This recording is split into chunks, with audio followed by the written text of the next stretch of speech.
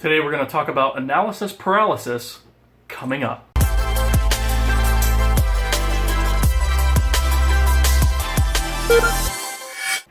Hey everybody, it's Travis Vroman here with another daily video. For those of you that are new to this channel, I post daily videos on game development, tips, tricks, and industry advice. So if you haven't already, consider subscribing.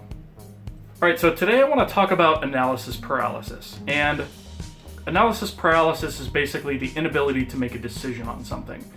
Sometimes it can be based off of having too much data for trying to make a decision. Maybe you've got too many choices, too many options, and you don't know which direction to even go. This can be a super destructive thing, and it can waste a lot of time, and it can be something that is an easy trap to fall into, that you could spend a week or months even looking into this and not actually accomplishing anything because of it.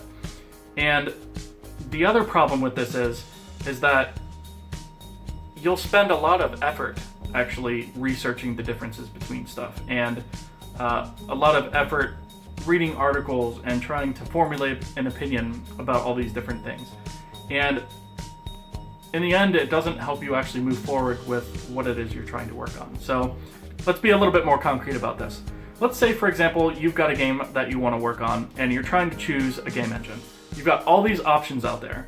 You've got Unreal, you've got Unity, you've got Construct, you've got Godot, you've got all these other options out there, and you're trying to figure out which one's going to be the best for your game. And so what can happen is you will spend a lot of time doing research and reading forums, trying to compare and contrast. You might even download them all and give them a shot to try and figure out which one you like best. And all of these things in moderation are okay, but when you look at the grand scheme of things, if it's taking you weeks to make a decision on this, that's a problem. That is the point at which you're in analysis paralysis. You're literally stuck in one position and you can't decide whether you want to go this direction or that direction or what have you. And so you just freeze and you keep looking up things, and you get stuck in this cycle where you just keep looking up stuff and you can't decide which direction you want to go. Before long, you blink and a month has passed, 2 months have passed, 6 months have passed, and you still haven't moved forward on it. The way to deal with this is to make a decision and stick with that decision.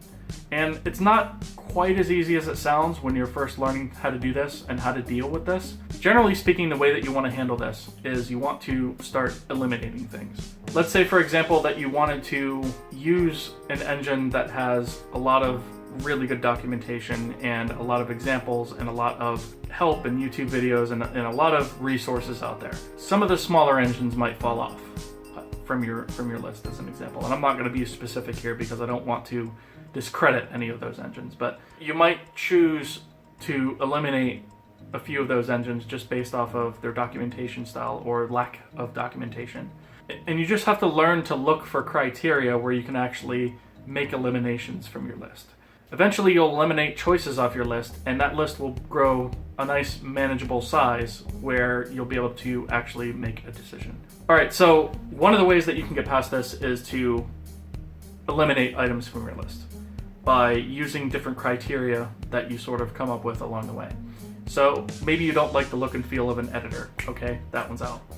Maybe you aren't a fan of the way the games publish, or maybe there's something in their end user license agreement that maybe doesn't fit the type of game that you want to make, or is maybe too expensive.